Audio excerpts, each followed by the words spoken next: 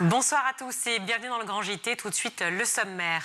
Hier s'est ouvert le premier procès d'un animateur du périscolaire parisien, un homme de 47 ans accusé de harcèlement et d'agression sexuelle sur mineurs. Face à la multiplication des signalements, le Conseil de Paris a adopté le mois dernier un plan à 20 millions d'euros porté par le maire Emmanuel Grégoire. L'opposition de droite formule, elle, une proposition choc, installer des caméras dans les écoles. On va faire le point ensemble avec nos invités. Ce sera en première partie de notre émission. En seconde partie, nous recevons Marianne Bricou, autrice d'un livre sur son parcours de PMA. L'objectif est bien briser le tabou autour de ce combat intime entre pression sociale, espoir et désir de maternité. Mais tout de suite, place à l'actualité de l'éducation avec Adrien Fontenot. Bonsoir Adrien. Bonsoir Virginie, bonsoir à tous.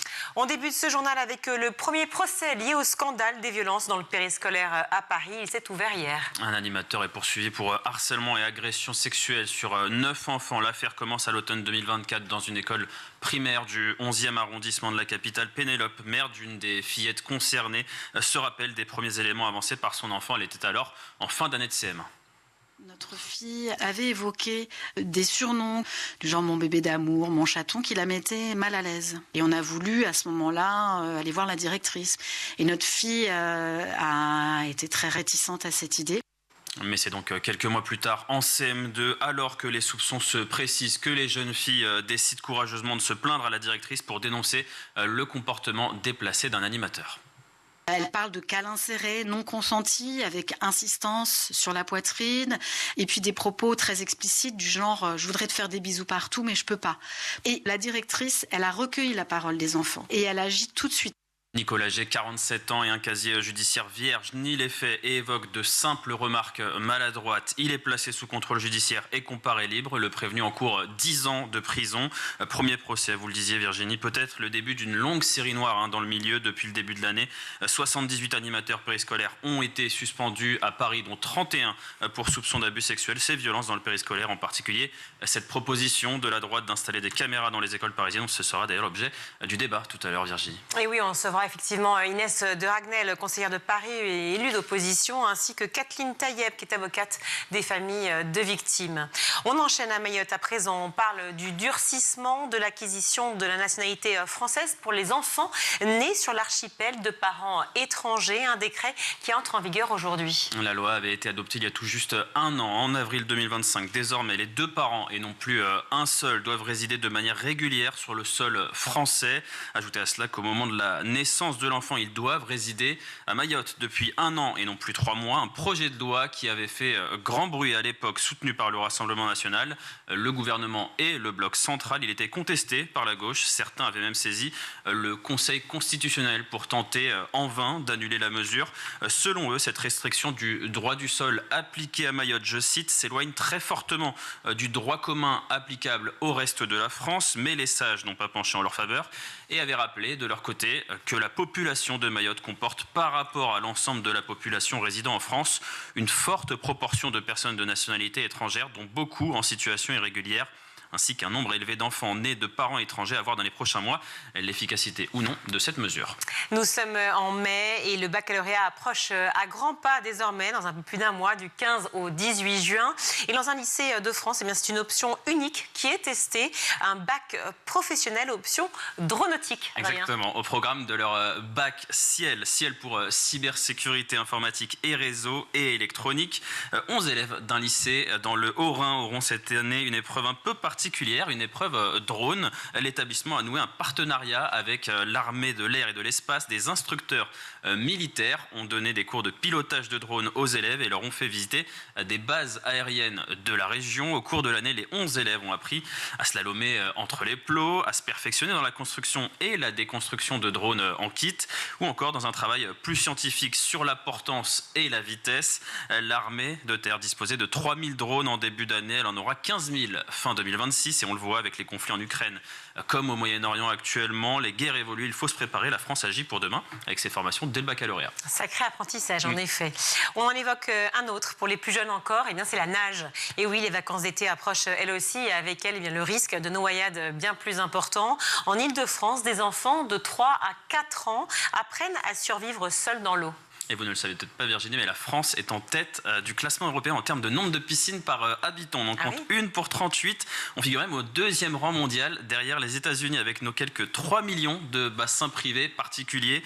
Il est donc plus qu'indispensable d'apprendre aux enfants à nager dès le plus jeune âge. Et c'est ce que propose le réseau Swimstar, créé en 2017. Le groupe a voulu combler un vide entre les séances de bébés nageurs, proposées avant 3 ans, et les cours de natation qui, eux, ne débutent qu'à 5 ou 6 ans. 36 000 enfants ont déjà été formés à battre des pieds allongés sur un tapis d'eau, nager avec une frite sous chaque bras ou tomber en boule en arrière pour les plus courageux. Des exercices qui s'enchaînent pour gagner en confiance et avoir les bons réflexes par la suite. Un maître nageur est présent en permanence dans l'eau avec les enfants pour ces séances qui ont un coût tout de même, 89 € par mois. Un effort qui peut sauver des vies. L'été dernier, en 2 mois et demi, 37 enfants sont morts par noyade. Plus généralement, elle reste la première cause de décès par accident de la vie courante chez les moins de 25 ans. On continue à parler des enfants, mais des enfants malades, des grands malades. La proposition de loi visant à améliorer la protection et l'accompagnement des parents d'enfants atteints d'un cancer, d'une maladie grave ou d'un handicap est de retour à l'Assemblée nationale. Exactement. Avoir un enfant malade n'est déjà pas facile à gérer émotionnellement pour un parent. Leur éviter des complications administratives, c'est l'objectif de la proposition de loi transpartisane. Elle est portée par le député Horizon Vincent Thiébaut. Elle est examinée en 2e lecture ce mercredi par la Commission des affaires sociales de l'Assemblée nationale.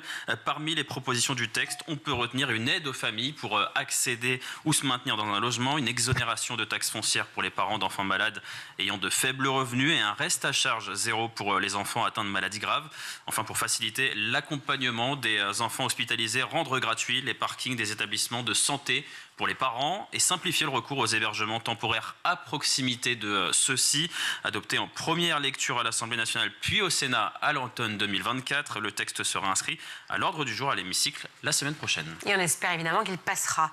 Comme chaque mercredi, Adrien, c'est l'actualité cinéma. Et cette semaine, c'est un film un peu particulier, un film puissant sur les violences sexuelles et la jeunesse. Un film sud-coréen, succès à des milliers de kilomètres, plus de 200 000 entrées. The World of Love est devenu le plus gros succès du cinéma indépendant du pays en 2025. On regarde la bande-annonce et on en parle juste après.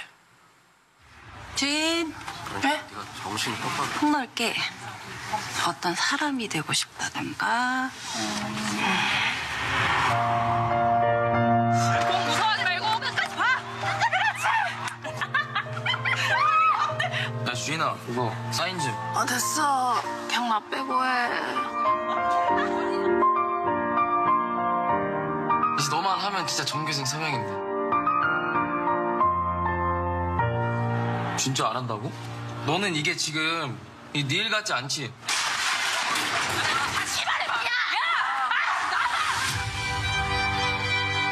왜 그래? 응? 너 진짜 괜찮아?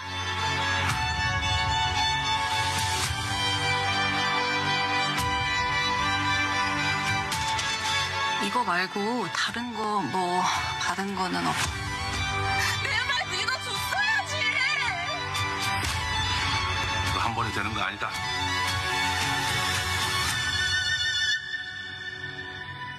보다시피 저 나름 잘 살고 있고 제 인생이 전부도 아니에요. Voilà, vous avez vu avec quelle question s'ouvre ce teaser. Quelle personne voudrais-tu être? Difficile d'y répondre à 17 ans. Et Juin ne déroge pas à la règle. Elle pense plutôt à ses amis, à l'amour, aux activités qu'elle peut faire pour remplir ses journées. Une vie d'adolescente bien chargée, celle d'une jeune lycéenne extravertie, jusqu'à ce fameux moment où l'un de ses camarades de classe lui demande de signer une pétition contre le retour d'un prédateur sexuel.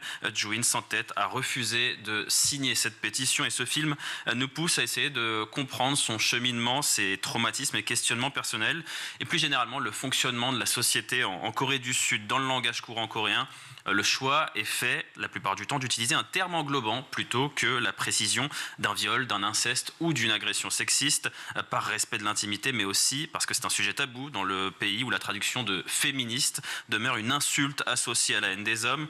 Et dans ce long métrage, c'est bien de cela qu'il est question, mais pas que. Dans The World of Love, il n'y a pas de bonne manière de guérir. Pour le comprendre, foncez voir ce film au cinéma.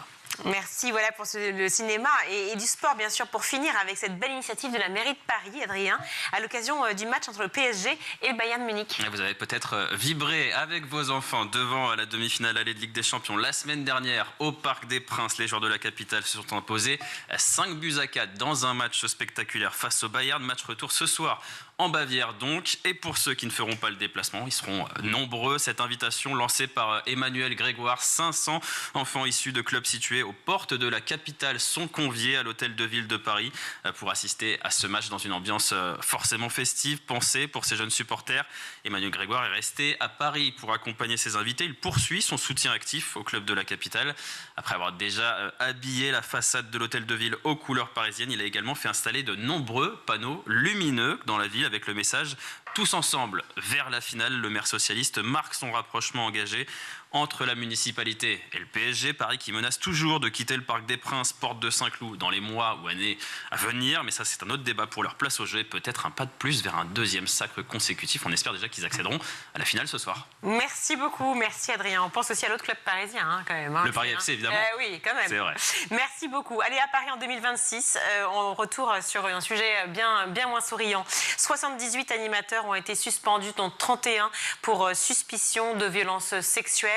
Face au scandale, Emmanuel Grégoire, le nouveau maire de la capitale, a annoncé faire du périscolaire sa priorité et propose un plan de 20 millions d'euros adopté donc le 14 avril dernier au Conseil de Paris pour les élus d'opposition de droite du groupe de Rachida Dati.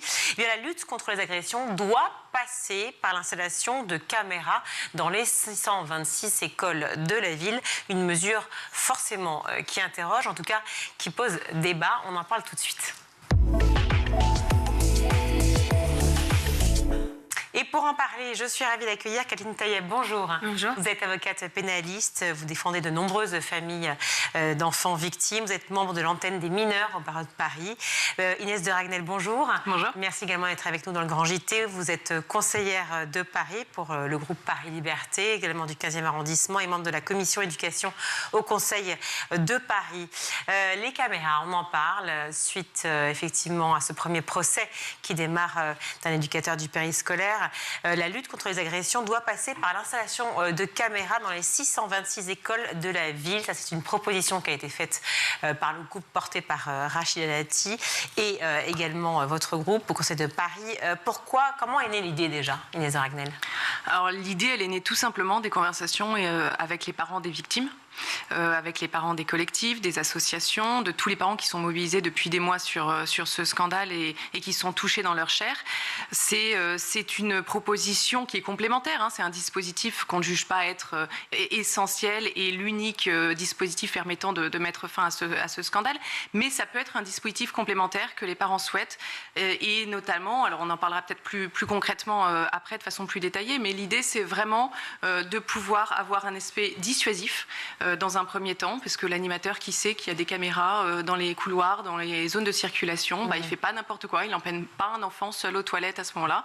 Et puis il y a l'aspect aussi qui permet d'aider ou une enquête judiciaire, tout simplement. D'établir une preuve. Oui. Et l'aspect rassurant surtout en premier lieu, j'imagine. C'est une proposition qui se veut être peut-être potentiellement rassurante, en tout cas, dans l'idée des familles. Et justement, je m'adresse à vous, Kathleen Taïeb. Est-ce que les familles que vous rencontrez vous disent l'importance justement de la présence de caméras dans les écoles ?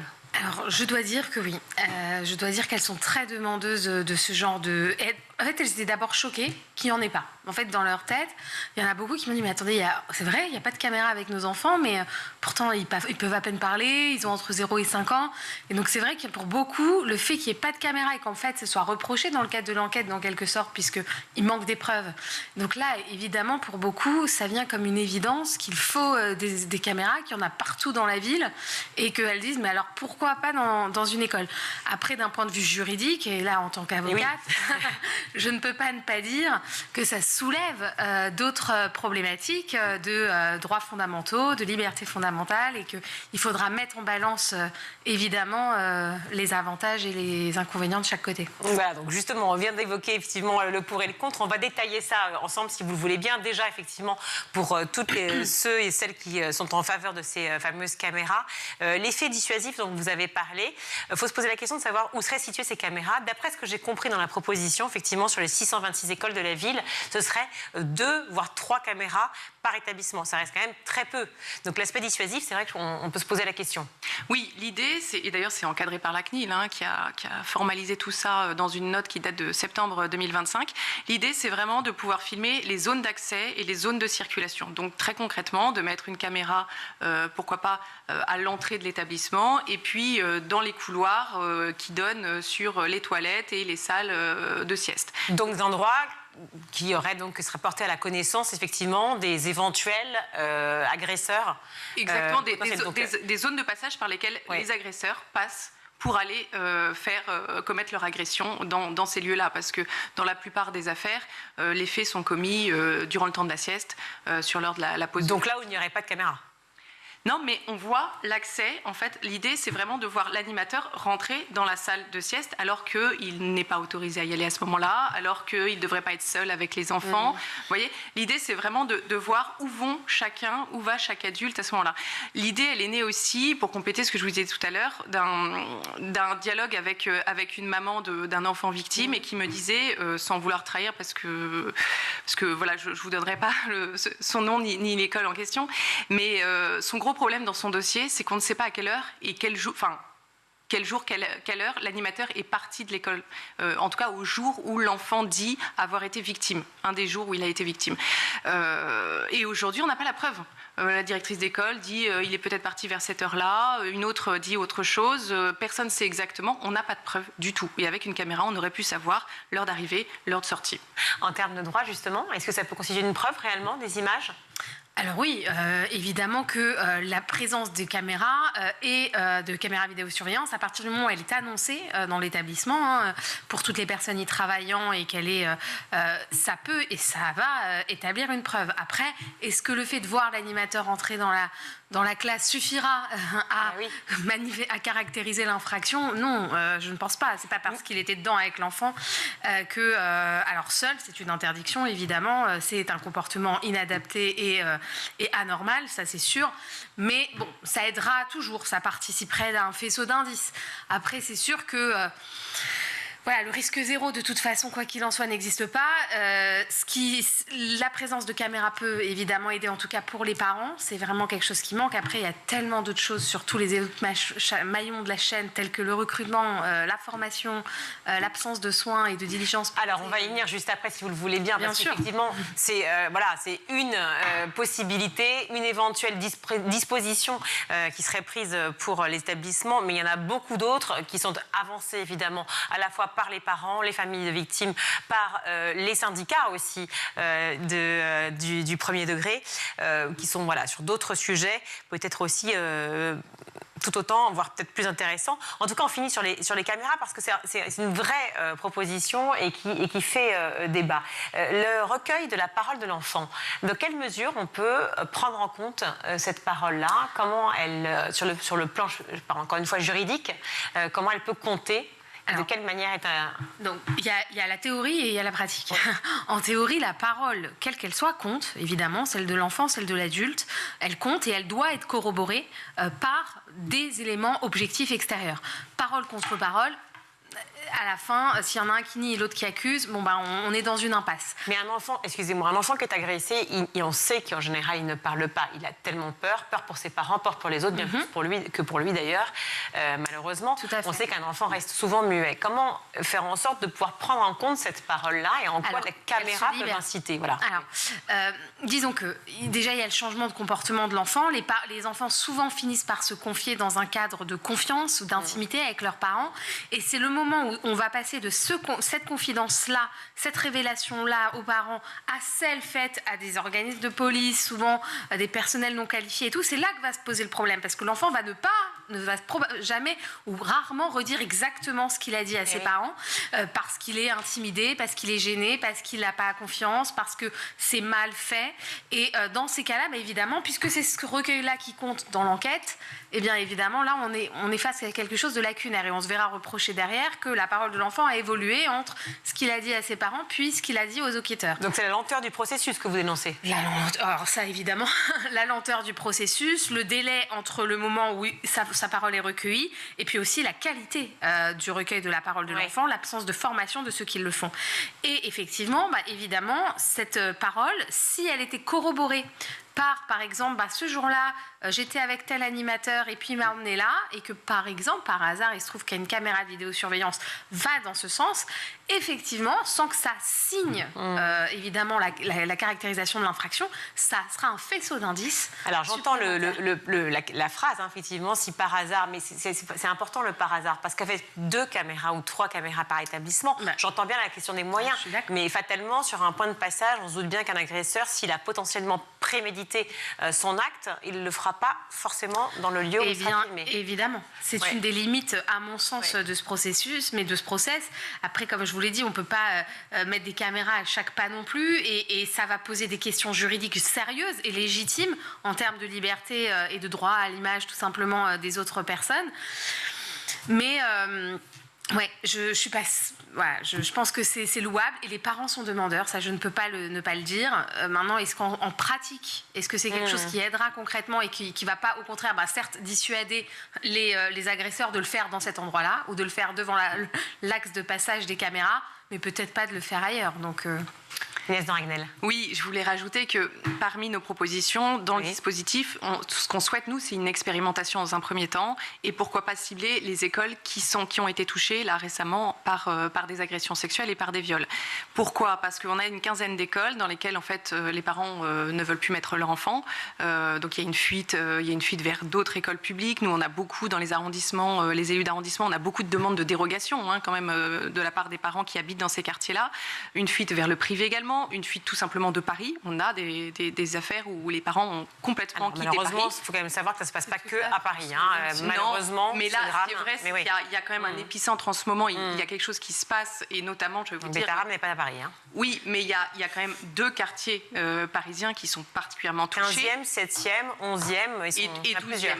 Pourquoi ? Pour une raison assez simple, c'est qu'en fait, le 11 et 12 sont gérés par le même service de la ville de Paris, la même CASP, on appelle ça des CASP, et le 7 et 15 également par le même service. Donc ces 2 services ont dysfonctionné clairement, peut-être d'autres, on n'en sait rien, mais en tout cas ces 2-là sont très identifiés. Le 11e, c'est quand même 8 écoles.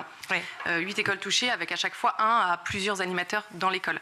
Donc ce que je voulais vous dire, c'est que voilà, on fait une expérimentation sur ces écoles-là. Je pense que ça permettrait aussi aux parents de reprendre confiance dans ces écoles et d'améliorer l'image de ces écoles. On parlait tout à l'heure de l'école Emerio, dans le 15e. Alors, l'affaire est un peu plus ancienne, elle a 3 ans. Je vais vous dire que chaque année, nous, on se bat à la mairie du 15e auprès de l'Académie de Paris pour ne pas fermer des classes, parce que chaque année, on serait obligé de fermer des classes. On a moins de 15 élèves par classe, sinon. Vous voyez, il manque des élèves dans ces écoles-là. On entend effectivement le fait de rassurer, et je comprends très bien les prédispositions, mais c'est vrai que la question des caméras fait vraiment débat, notamment aussi au sujet, et c'est important, parce qu'il y a la notion de respect, effectivement, des libertés fondamentales, de la vie privée, des données, mais aussi, surtout, on parle beaucoup des images qui sont saisies très souvent chez les pédocriminels, qui sont diffusées sur Internet. On dit souvent aux parents, arrêtez de mettre des photos sur Instagram de vos enfants. Des tonnes d'images et de vidéos d'enfants, de classes d'enfants. Alors, qui se chargera de vérifier ces images ? Qui se chargera d'enquêter ? Est-ce que c'est un service public, un service privé ? Comment pouvoir faire en sorte que ces images restent sous scellé ? Alors, c'est très encadré par la CNIL. En gros, les images restent à l'intérieur de l'établissement. On décrète via une charte. Au départ, c'est très on encadre les choses. On décrète que, par exemple, le directeur de l'école a le pouvoir sur la détention des images, et on choisit le temps durant lequel on peut stocker ces images. Pour vous donner une idée sur les caméras qu'on pose à l'extérieur des établissements pour visionner les abords, la région donne en général un timing à peu près de 72 heures, pour une raison très pragmatique, c'est que si un fait a été commis par exemple le vendredi soir et que le week-end passe entre deux, le lundi on est encore en capacité de pouvoir visionner les images du vendredi.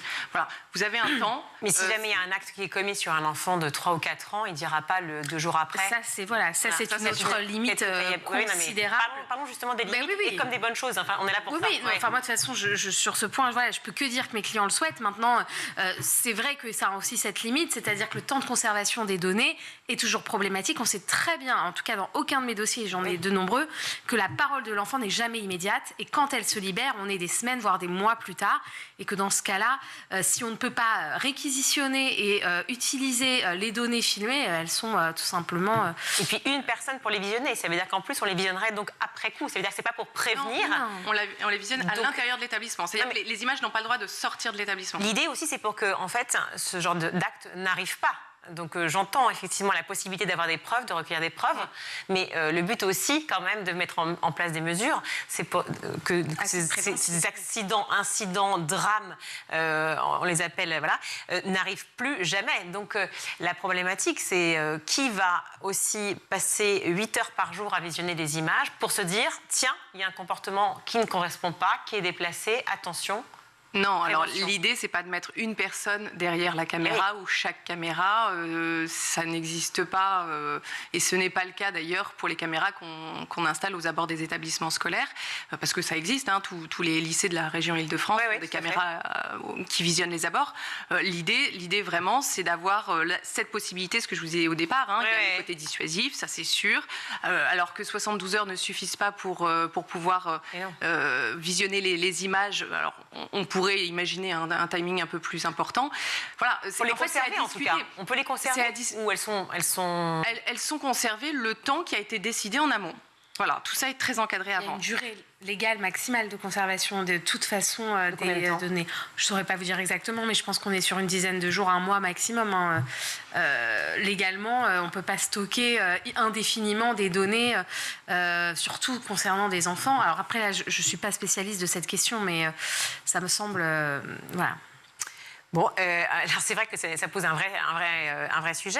La question de la prévention, encore une fois, le fait d'être dissuasif, probablement. Vous parliez du recrutement aussi avant cet échange, du recrutement évidemment des personnels, alors à la fois enseignants bien entendu, mais aussi encadrants, donc de toutes ces personnes dont on parle depuis tout à l'heure, qui sont avec nos enfants au quotidien. Comment essayer de modifier en amont? Est-ce que vous avez proposé, donc je rappelle que vous êtes Inès Henriet, membre de la commission éducation au CSEI de Paris, vous avez proposé d'autres mesures concernant justement ces recrutements? Oui, bien sûr. La mesure centrale qu'on a et qu'on propose depuis un bon moment, au moins depuis 1 an et le début de ce scandale, c'est de revenir sur les rythmes scolaires à Paris. Il se trouve qu'on a plus de 90% des collectivités en France qui ont abandonné le système des 4 jours et demi et qui sont revenus à 4 jours par semaine. Et ça veut dire quoi concrètement? Ça veut dire qu'il y a école de façon classique lundi, mardi, jeudi, vendredi et un périscolaire cantonné au mercredi. Aujourd'hui, le système parisien, qui est un des uniques en France à l'avoir gardé, c'est d'arrêter l'école le mardi et le vendredi à 15h et d'enchaîner sur un temps périscolaire qui s'appelle l'étape. Et donc cette étape, ça dure 1h30 le mardi et le vendredi et puis ensuite vous avez la garderie, l'étude classique.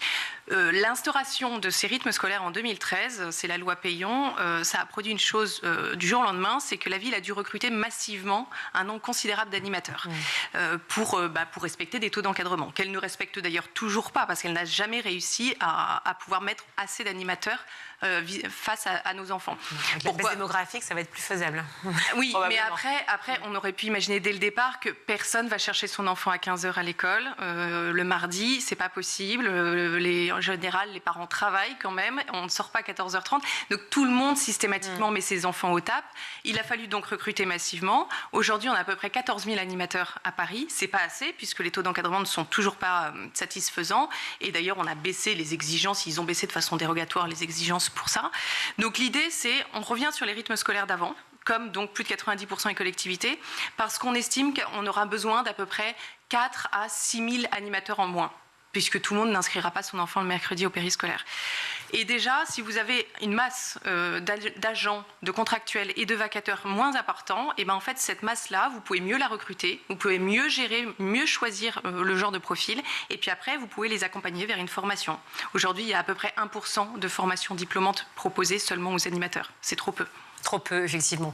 Ils sont recrutés en combien de jours, ces animateurs? Vous le dites, ils ont été recrutés en masse. Ça peut être dans la journée. Il y a de tout. Il y a des animateurs. En fait, moi, évidemment, je ne veux pas faire une caricature parce que je connais des animateurs et notamment ceux qui sont syndiqués, avec qui je travaille depuis des années, qui ont vraiment une vocation de travailler avec les enfants, évidemment, qui ont une vraie vocation d'éducateur et qui sont vraiment mais extraordinaires avec des idées de projets qui mènent de A à Z tout seuls dans leurs écoles sans avoir les moyens derrière. Mais à côté, vous avez aussi des gens qui n'ont rien à faire dans les écoles, qui prennent des jobs d'appoint, qui la veille avaient un métier qui n'avait absolument rien à voir et c'est des métiers alimentaires. Et ces gens-là n'ont pas de diplôme. La ville ne respecte pas le nombre d'animateurs détenteurs de BAFA. Aujourd'hui, on devrait avoir minimum 60%. On en a 40%. Les autres ne sont pas diplômés. Alors, le nombre en plus d'animateurs possédant un brevet d'animation à la jeunesse, c'est quasi nul. C'est-à-dire, il y a vraiment un gros problème de formation, de diplôme et de mode de recrutement. En termes de droit, peut-être, Kathleen, excusez-moi, Taïeb, vous avez une idée par rapport à la question du recrutement de ces fameux animateurs du périscolaire ?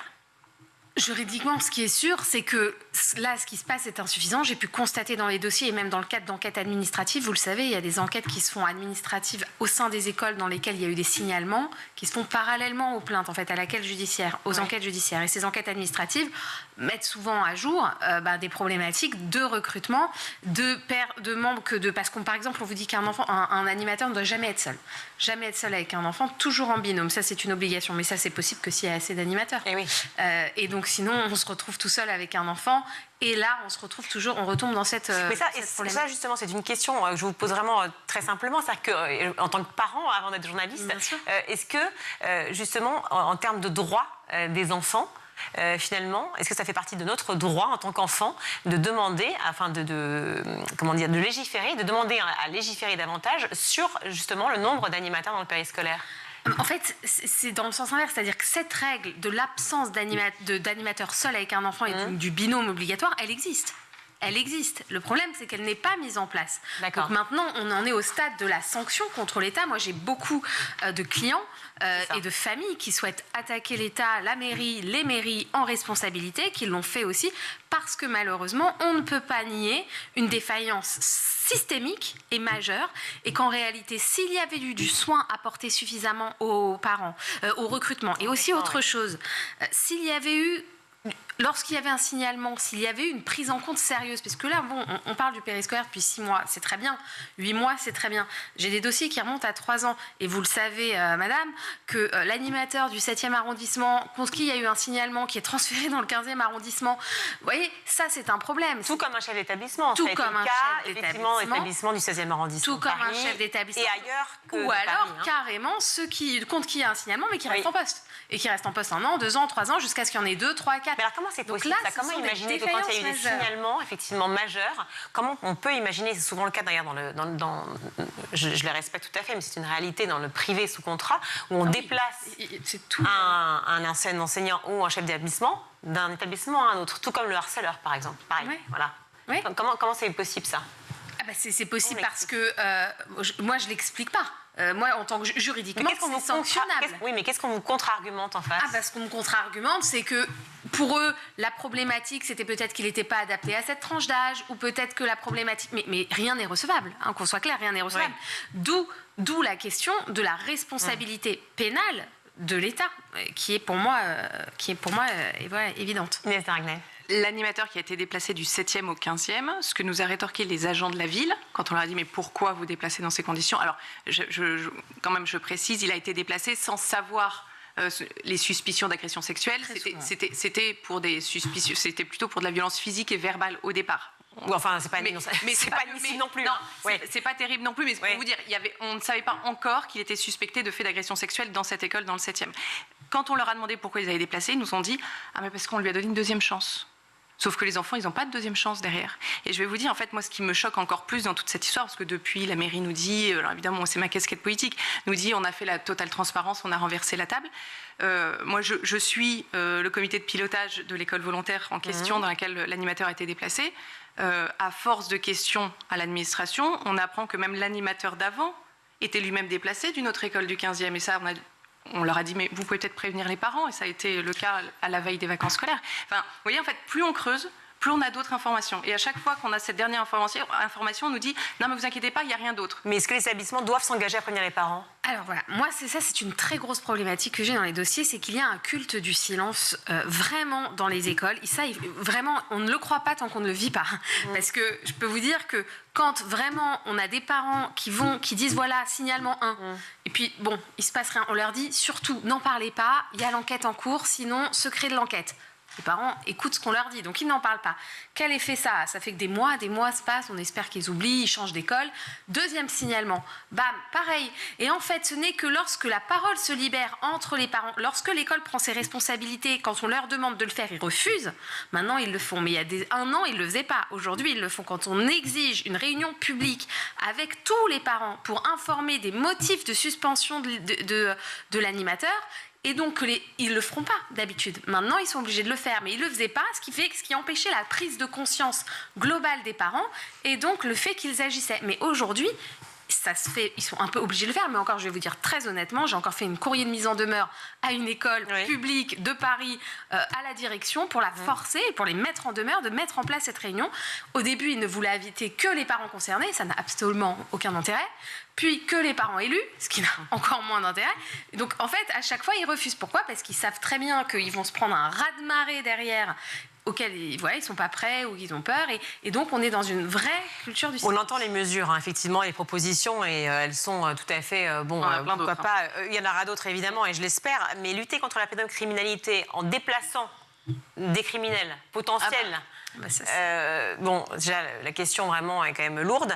Et en plus, en filmant des enfants, c'est pareil. C'est-à-dire que cette question-là, peut-être qu'il faut réfléchir effectivement autrement le prisme de la sécurité de nos enfants aujourd'hui à l'école. On en reparlera avec joie ensemble dès que vous aurez aussi d'autres propositions à faire. Et puis dès que vous avancerez aussi sur les dossiers malheureusement en cours. Merci à vous deux d'être venus sur le plateau du Grand JT. Inès de Ragnel, je rappelle que vous êtes conseillère de Paris pour le groupe Paris Liberté et aussi du 15e arrondissement, membre de la commission éducation au Conseil de Paris. Kathleen Taïeb, avocate pénaliste et également membre de l'antenne des mineurs au barreau de Paris. Merci mille fois. Merci à vous. On marque une pause dans le Grand JT, on se retrouve.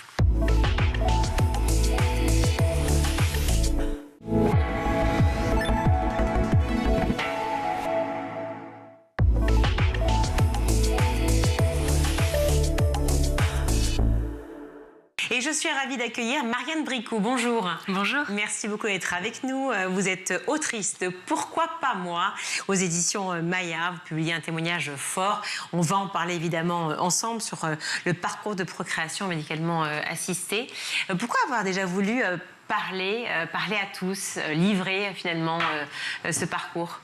En fait, c'est un parcours pendant lequel je me suis sentie vraiment seule et j'avais vraiment besoin de m'appuyer sur quelque chose et l'écriture, ça a été vraiment un socle pour moi pendant ce parcours et je me suis dit aussi, est-ce que peut-être d'autres personnes seraient intéressées par mon expérience et pourraient eux aussi se sentir moins seuls en lisant ça. Donc c'est ce qui vraiment m'a poussée à écrire ce livre. Quand vous dites que vous êtes sentie seule, c'est que dès le départ, au moment déjà même de la réflexion sur une éventuelle PMA, vous êtes sentie seule ?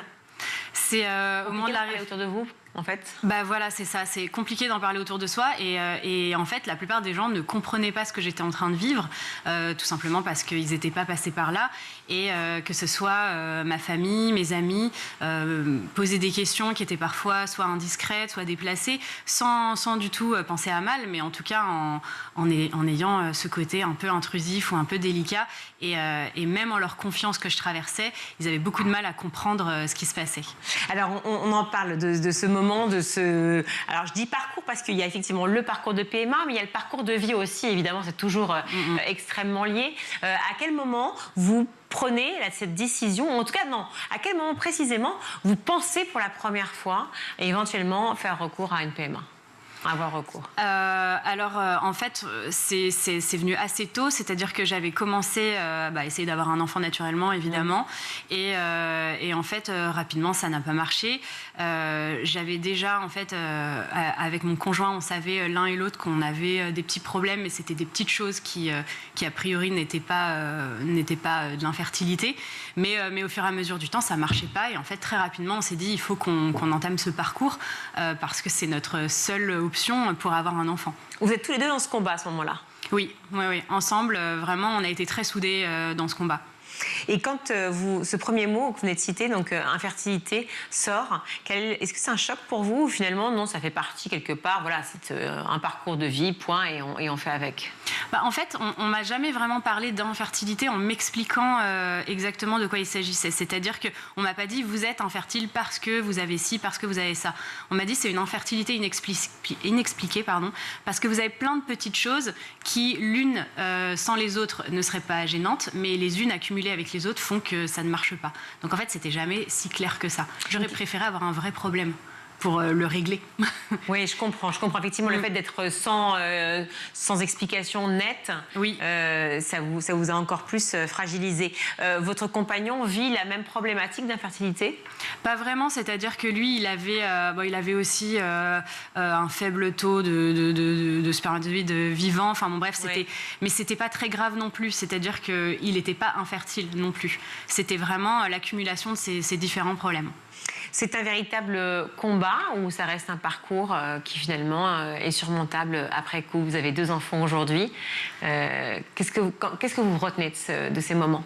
C'est un vrai combat, vraiment un combat, parce que ce qui est très difficile, c'est les montagnes russes en fait. On a des grands moments d'espoir, des grands moments de désespoir, et surtout on ne sait pas comment ça va finir. C'est-à-dire que ça peut finir avec des enfants. J'ai eu la chance que ça soit le cas pour moi, mais ça peut aussi finir avec que des échecs et rien à la fin. Donc c'est assez difficile à vivre quand même. Difficile à vivre, et vous vous sentez donc du coup un peu perdu face à votre famille, à vos amis qui sont à la fois, j'imagine, vous soutiennent, mais en même temps ne comprennent pas vraiment ce que ça veut dire? C'est exactement ça, c'est-à-dire que tous mes amis, ma famille me soutenaient, mais étaient incapables de se mettre à ma place. Et j'avais toutes mes copines qui tombaient enceintes les unes après les autres, alors que moi, j'y arrivais pas. Et j'avais l'impression d'être vraiment la seule à pas y arriver. Oui, elles n'osent pas vous le dire, du coup elles sont gênées. Exactement. Les dîners sont compliqués. Exactement, ça devient difficile. J'ai du mal à me réjouir pour mes amies lorsqu'elles m'annoncent qu'elles sont enceintes. J'ai du mal à prendre un bébé dans les bras, je peux plus voir une femme enceinte. Ça devient très compliqué et forcément ça nous met en retrait, nous en tant que personne, mon conjoint et moi, mais aussi en tant que couple, parce qu'on n'arrivait plus à aller vers les autres qui avaient des enfants. Ce qu'on met assez peu en exergue finalement, et ce que vous racontez d'ailleurs, c'est le côté où finalement la crispation, la tension, l'appréhension, elle ne peut que se vivre un peu du côté négatif, si je puis dire. En fait, on ne voit que le côté pire du moment, c'est-à-dire que les conséquences les plus radicales, alors que l'espoir est toujours là, mais vous naviguez justement dans ces mondes. C'est difficile parce qu'en fait, on a envie d'avoir de l'espoir, mais en fait, on se met une barrière parce qu'on se dit, si j'ai trop d'espoir, je vais tomber de trop, en fait, quand j'aurai la réponse. Et c'est à chaque fois ça. Moi, j'ai fait 3 FIV et j'ai fait 13 transferts. Donc, à chaque fois, c'était, c'est sûr, ça va pas marcher. Donc à chaque transfert, c'était, attention, ne te réjouis pas trop, n'aie pas trop d'espoir parce que derrière, tu vas tomber de haut. Et en fait, c'est complètement contre-intuitif par rapport à une grossesse, le fait de ne pas se réjouir d'office. Exactement. Et même enceinte, j'osais pas me réjouir. Oui. Tant que les 3 mois n'étaient passés et tant que j'avais pas accouché, j'osais pas me réjouir parce que j'avais trop peur qu'il se passe un truc qui allait tout arrêter. Vous avez réussi à vous réjouir à la naissance? Vous avez réussi à exploser, à ne pas justement... À la naissance, c'était bon. Enfin, c'était gagné, en fait. C'était bon. Mais c'est vrai que j'ai eu beaucoup de mal à vivre une grossesse sereine. Les 2 fois, la deuxième fois un peu plus que la première fois, mais c'était quand même difficile d'arriver à lâcher prise. Et puis, il y a aussi cette transformation du corps dont on parle assez peu, mais qui se vit beaucoup de manière assez violente finalement, pour l'avoir vécu autour de moi aussi à travers les amis. C'est vrai qu'on sent ce corps qui évolue, ce corps qui change, ses humeurs aussi. Tout ça, on en parle très peu.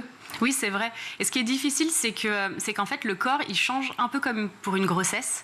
Mais c'est évidemment pas une grossesse, c'est-à-dire que c'est les hormones qui font gonfler le ventre, qui font changer les humeurs, qui font qu'on a des nausées, qu'on n'est pas bien, même qu'on a les seins qui tirent. Donc c'est vraiment comme des signes précurseurs de grossesse, alors que c'est loin d'être le cas.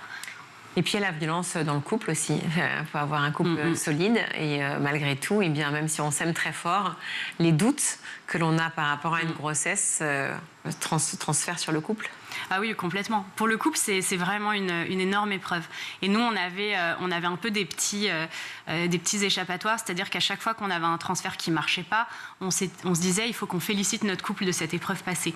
Donc on faisait soit un restaurant, soit on partait en vacances, mais on avait besoin de célébrer d'une certaine manière cet échec et de le transformer en positif. Est-ce que vous avez parlé avec vos médecins, par exemple, de la suite pour vos futurs enfants, s'ils veulent à eux-mêmes avoir des enfants? Est-ce que vous avez posé cette question-là du lien transgénérationnel par rapport à ça, de la génétique? Alors, j'ai pas posé la question, mais comme on n'a pas vraiment d'infertilité qui est liée à une maladie ou quoi que ce soit, j'espère de tout cœur que mes enfants n'auront pas de problème.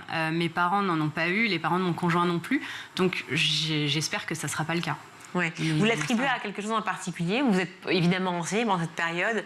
Vous vous posez la question de l'alimentation, de la pollution, de tout ce que l'on peut voir aujourd'hui. Les réseaux sociaux se pullulent d'informations et de fausses informations. C'est vrai qu'on est tenté forcément de regarder. Ah oui, c'est sûr. Et moi, j'avais adapté mon alimentation, j'avais arrêté de boire de l'alcool, j'avais arrêté de fumer, je faisais vraiment attention à ce que je mangeais. J'avais aussi enlevé de mes placards tout ce qui était cosmétique avec des perturbateurs endocriniens. Enfin, je faisais très attention. Et puis après, j'ai utilisé plusieurs médecines parallèles aussi. J'ai essayé la mémoire cellulaire, j'ai essayé le magnétisme, j'ai essayé l'acupuncture. Mais tout ça, finalement, je ne sais pas si ça a vraiment eu un impact, peut-être. Honnêtement, j'en sais rien. Peut-être que oui, peut-être que non. Non, c'est l'occasion d'en parler parce qu'effectivement, ce sont des médecines parallèles. On parle peu, l'acupuncture aujourd'hui n'est pas une médecine reconnue forcément comme une médecine traditionnelle française, mais elle l'est beaucoup ailleurs, en Chine et ailleurs. C'est vrai qu'on a souvent recours à l'acupuncture dans ce genre de moment.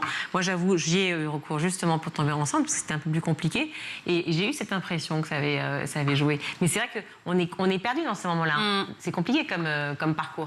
C'est compliqué et puis on se méfie aussi un peu des charlatans qui peuvent nous vendre tout un tas de choses un peu miraculeuses et qui vont pas forcément marcher. Alors je parle pas de l'acupuncture parce que pour le coup c'est beaucoup plus pointu, mais moi je sais pas, honnêtement je saurais pas dire si ça a aidé. En tout cas ce que ça a aidé c'est que ça m'a détendu et ça m'a calmé dans certaines périodes qui étaient difficiles. Donc ça c'est sûr.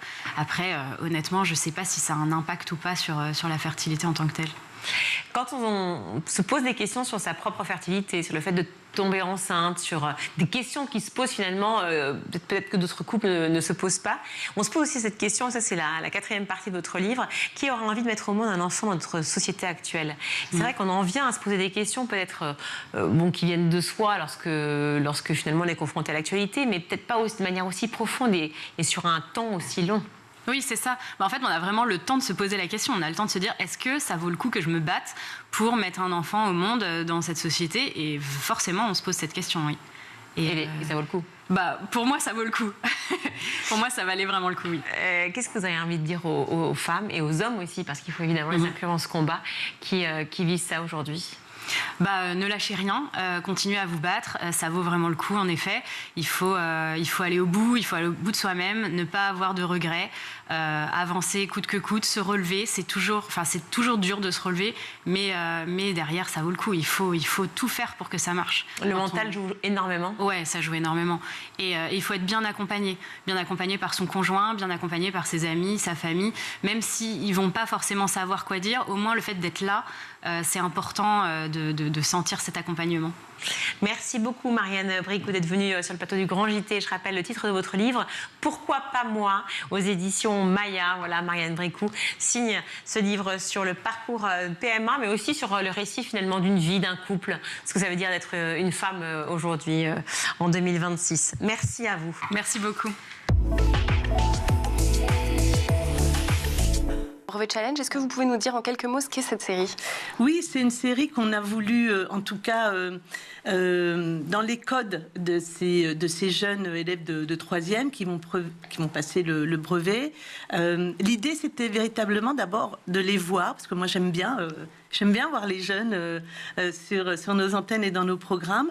Donc on est allé à Sainte-Geneviève-des-Bois, au collège Jules Ferry, et on on les a fait intervenir avec des créateurs de contenu, puisque l'idée, c'était aussi de pouvoir avoir des interactions, des échanges avec des visages qu'ils connaissent, qu'ils apprécient sur les réseaux sociaux, puisque Camille en parlera, mais en tout cas, on a fait appel à un certain nombre de créateurs dans cette production-là, pour être là aussi au plus près des élèves et leur donner de façon très rapide, 2 minutes 30, des conseils, des bonnes façons de faire et surtout d'être le moins anxieux possible dans ce moment clé quand même, premier moment dans leur scolarité, de concours, en tout cas d'examen. Donc c'était en tout cas important pour nous d'être là aussi à ce moment-là. Il y a cette idée où cette planète, on n'en a pas hérité de nos parents, mais on l'emprunte à nos enfants. Ça, c'est vraiment aussi une forte phrase qui me fait réaliser à quel point on ne la respecte pas. Et je pense que c'est ma force primordiale, c'est de me battre complètement pour cette planète et pour qu'elle reste... Elle a failli taper sur la table et s'est dit « L'ingé son va pas être content ». Il a écrit en gros de ne pas toucher, encore moins de ne pas taper. L'éducation, c'est un concept abstrait. L'éducation, pour le coup, c'est en bleu dans cet ouvrage. Là aussi, j'imagine que c'est un challenge de le rendre l'éducation visuelle, vivant. Oui, on a toute une idée, pas préconçue de l'éducation, mais ce qui est important, et pour moi, ce qui est mis dans le livre, c'est de montrer que l'éducation, ce qu'il faut, c'est donner une chance à tout le monde d'en avoir une, dans mon sens, et c'est très différent en fonction des cas. Et donc, il y a un lien très très fort avec l'égalité et l'équité, parce que l'éducation est pour moi, encore une fois, le terreau fertile de apprendre à réfléchir et agir intelligemment face à toute situation. L'équité, du coup, pour le coup, c'est violet, et la diversité, c'est indigo.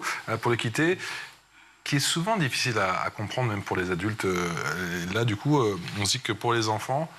Oui, j'ai fait une petite métaphore, c'est ça qui est beau avec le dessin, c'est que tu peux montrer en une image un truc un peu abstrait. Donc l'égalité, pour moi, c'est quand tu ouvres une porte à quelqu'un et qu'il peut y aller, et qu'absolument tout le monde peut prendre cette porte, alors que l'équité, c'est essayer de faire un chemin vers cette porte le plus simple possible en fonction des cas que tu as face à toi. C'est tout. On a quand même le sentiment, et je crois que c'est aussi ton credo, que tout se joue le plus tôt possible, tout se joue On est déjà en retard. Là, ouais, nous, on a... C'est pour ça que les enfants sont, pour moi, enfin, je ne vais pas mettre toute la pression sur eux, mais c'est les personnes les plus importantes actuellement. Ce que je fais, c'est que je suis enseignante en droit et je vous remercie de le rappeler qu'il y a une différence entre la création de contenu et l'influence. Même si, en réalité, en y réfléchissant, peut-être qu'on influence aussi les gens, mais on les influence du côté de la pédagogie et de l'éducation. Donc, mon truc, c'est l'enseignement, et l'enseignement du droit. Et en 2017, j'ai eu envie d'amener cet enseignement du droit sur les réseaux sociaux à une époque où c'était pas encore trop la mode. L'objectif, c'était vraiment de le démocratiser, de le vulgariser pour permettre au grand public de comprendre ce qui se cachait derrière parfois des concepts qui peuvent paraître lointains ou trop abstraits. Et dans ce grand public, il y a des personnes de tous les âges en réalité. Ça peut être des très jeunes et des un tout petit peu moins jeunes. Et donc, c'est comme ça que je suis arrivée à créer Camille Décode sur les réseaux sociaux. L'objectif, c'est vraiment de permettre l'accès au droit et la compréhension du droit. Et c'est dans cette dynamique que je pense que l'enseignement de l'EMC, tel que je le fais dans cette série sur Brevet Challenge, a tout son sens parce qu'aujourd'hui, les collégiens et plus tard les lycéens et puis les étudiants à la fac doivent comprendre les enjeux de la société qui les entoure.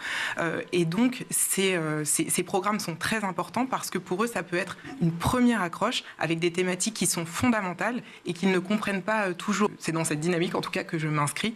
Et c'est pour ça que je suis toujours ravie de participer au programme de l'UMNI qui font sens pour moi.